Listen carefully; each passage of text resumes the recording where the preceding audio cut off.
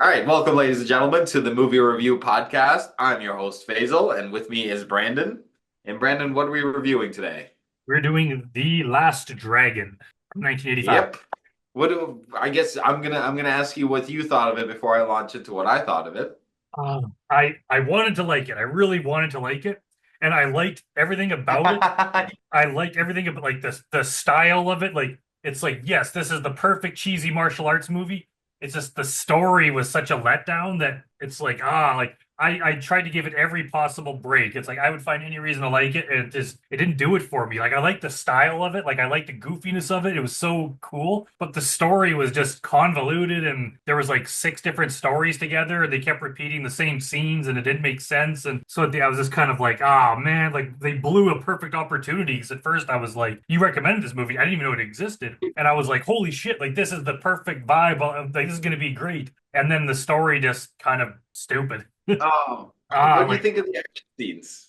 yeah, like yeah, action scenes were good, like for the most part, but there was so many just issues I had. Like basically, the guy's like he's kind of a pussy. The whole like, and I get at the point of martial arts is like you're not supposed to go around just beating on people. He's a monk. Yeah, he's a little peaceful But you guy. are supposed to like you learn martial arts so that if you're attacked or you're defending someone, you can beat the shit out of somebody. And I he guess has like there's guys a that are whole art. literally like the bad guys come in, they're like smacking him around, they're holding his friend hostage, and he still won't fight them. So it's like, what's the point of being a martial arts master if you're not willing to fight a guy, even when your like family and friends are threatened? It just kind of made him seem like a huge pussy. How did you like any of the musical sequences? Did you Oh, recognize they a were few like people in the back? so. I actually liked like the music was so 80s. It was so cheesy, but I liked that. Like if it was that in a better movie, then hell yeah, I'd be all about it. It was produced by Barry Gordy, who's like in charge of Motown Records, right? He's actually, do you know the band LMFAO?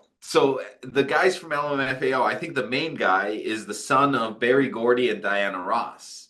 And so Barry Gordy was like the main producer for Motown, and this was like their first foray into films. And so that's how they got DeBarge, and that's how they got everybody that they have. Is he was just like, all right, we're calling in favors. You are produce your album. You are produce your album. Bring it all in. Yeah, I guess that makes sense, but it's also part of the problem. It just seems like there's different movies in here. Like there's the martial arts stuff Yeah, with the main guy Leroy Green and the right the Shogun of Harlem like his enemy. But then there's like another Sho'nuff. story about like there's like a video contest and a guy that owns these arcades and he's putting on this like video contest and then he's trying to get his girlfriend to like be the next like Whitney Houston or whatever and it's like it would cut back and forth and they would like forget about the other story for like 20 minutes and they'd be like, "Oh yeah, it's supposed It's to be a it's martial kind arts of like movie," and then they would switch back to that, and then it's like, "What happened to it's all the too other much guys?" 80s. What's that? It's almost like it's too much 80s. Like they put every plot element from the 80s into the thing. They're Yeah, like, well, we need an arcade that's going to be closed down and we need to save it. And we need like a bully who's going to get his comeuppance in the end. And we need somebody to be like super meek until he discovers that he's like the hero and takes off his glasses. and yeah, and like the Shogun of Harlem guy, like he's so over the top '80s ridiculous villain. Oh my God, fair enough. I will. He's my favorite part of like Oh no, all the like he's movies is awesome, showing but off. Like, and it seems like it's like the second scene of the movie at that movie theater. It seems like he's gonna be the villain for the movie, but then he's barely in it. Like he pops up once in a while to like bully the main guy, but he's gone for like when the most of fight the is movie. needed.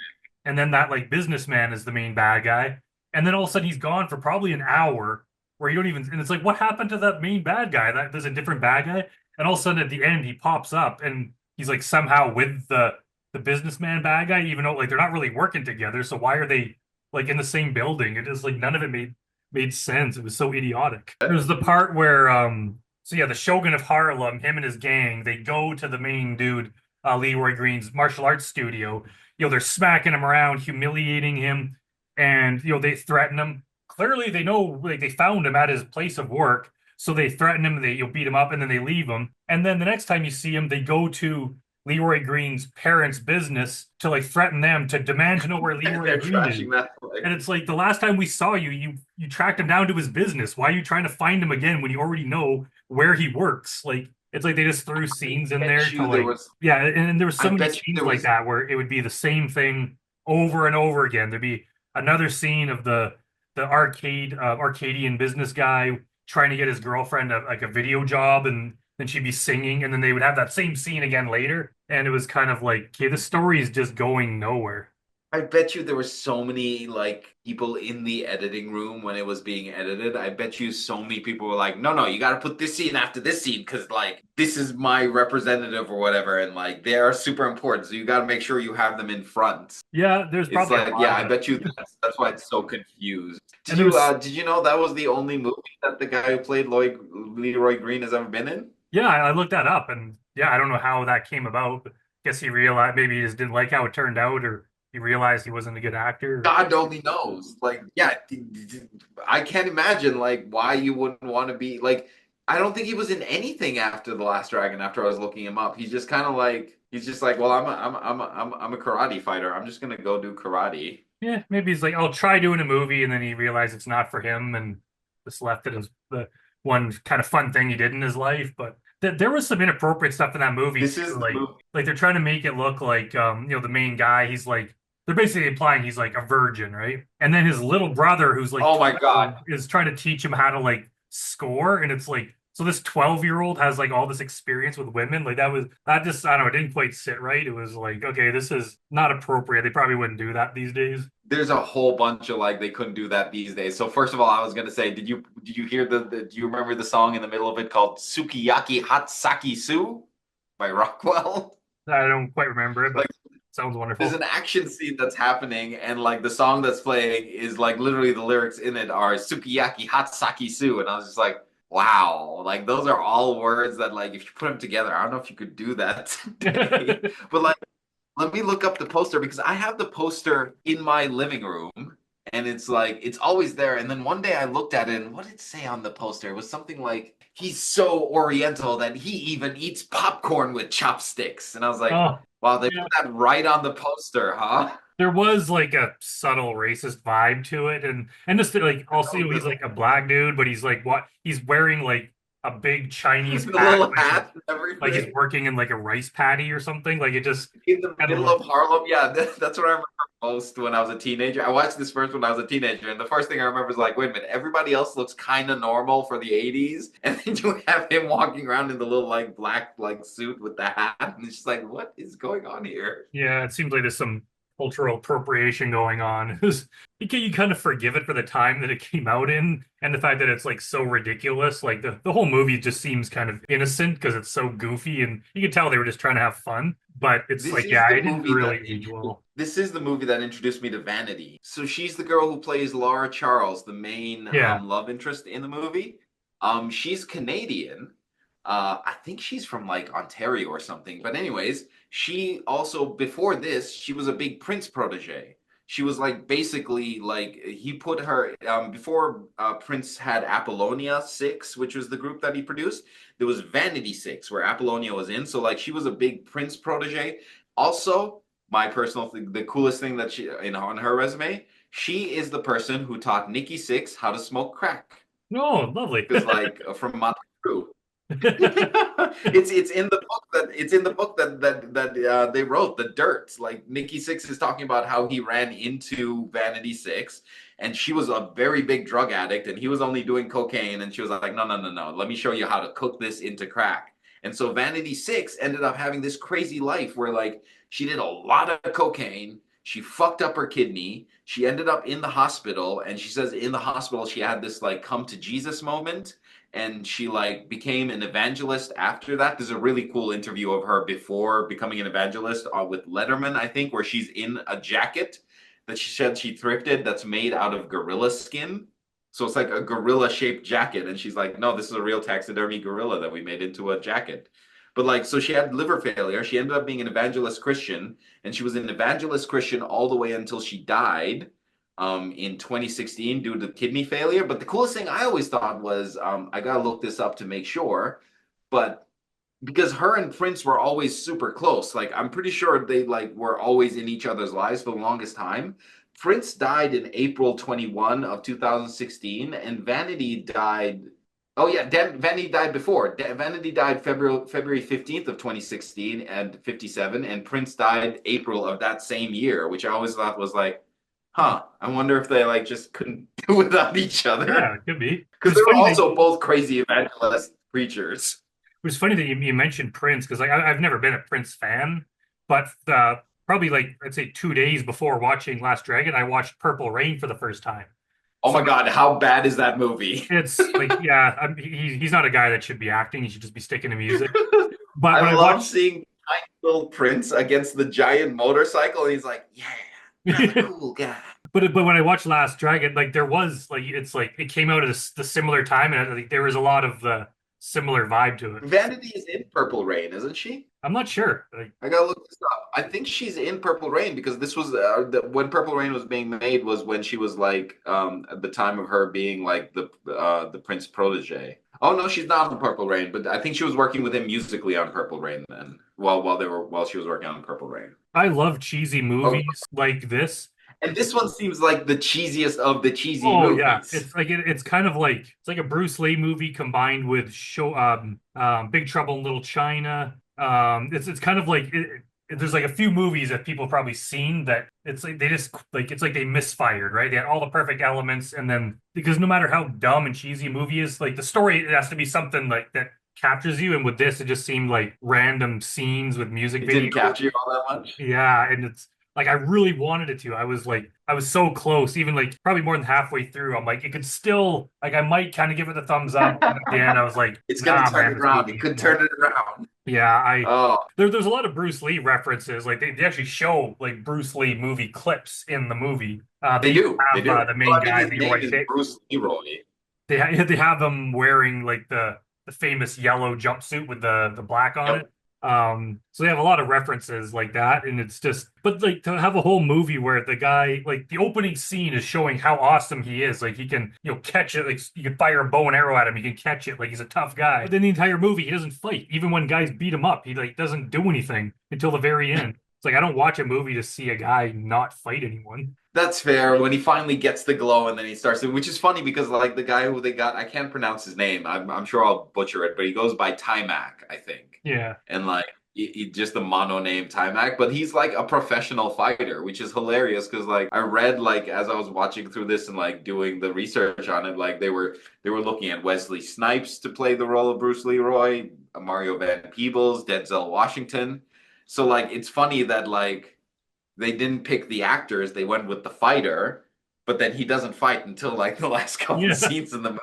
Yeah, I'm surprised he didn't speak up because like even the guy's little brother is making fun of him for just being this like huge wuss. And it just like when he bring that up, like when like even Bruce Lee would never put up with that. He's like, no man, I'm gonna like kick ass the whole time.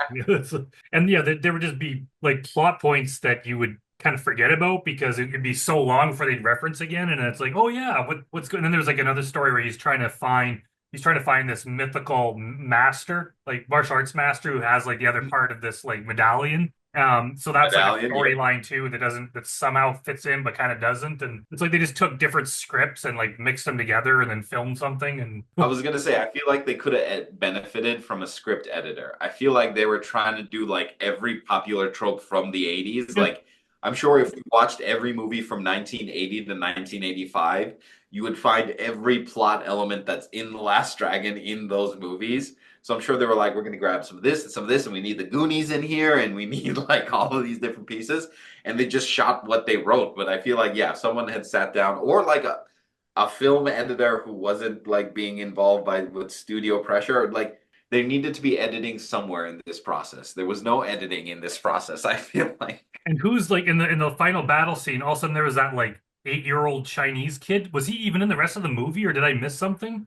I think he's like a ghost character, right? Isn't he like the original glow master I don't know. guy? I don't know if I missed something, but all of a Am I sudden making that up in my head?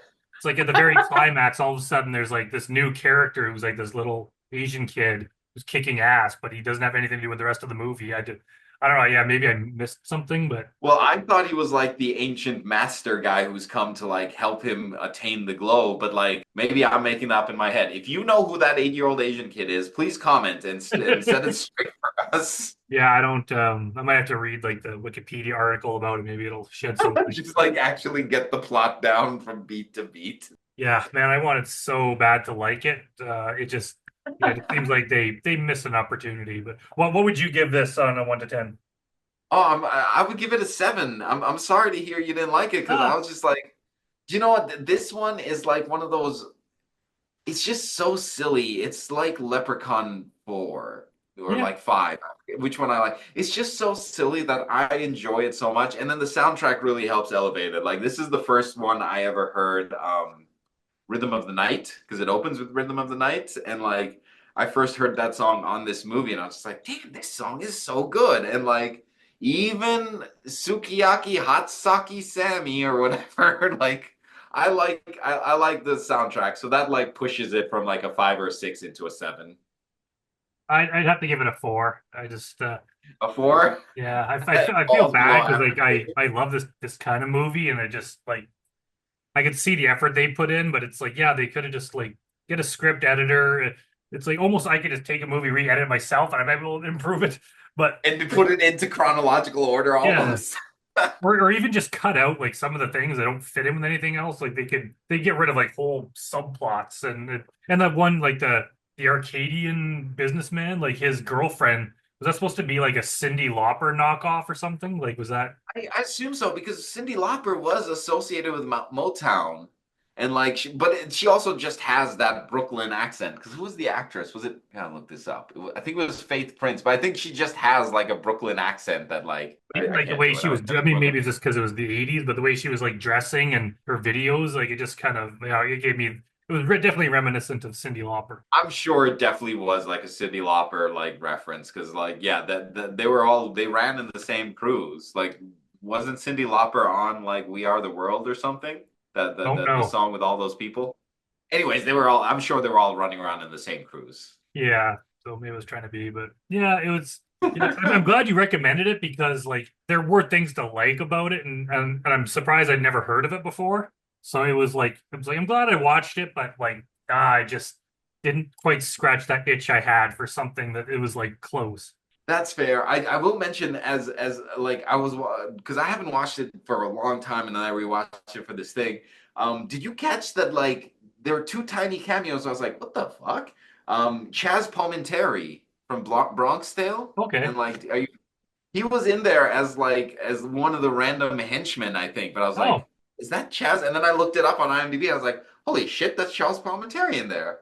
And then William H. Macy. yes, yeah, I remember. Yeah, he was in that scene, super young, And I which was is just like, like, yeah, I was just like, wait a minute, he looks familiar. And then I had to go look it up on IMDb and I had to find his character name. I was like, holy shit, that was William H. Macy. yeah, that was like probably one of his first roles. Like he has a Yeah. definite look to it, like a memorable face, but he's like yeah, he was like 22 or something. Like he was so young. Yeah, it's almost like I didn't recognize him.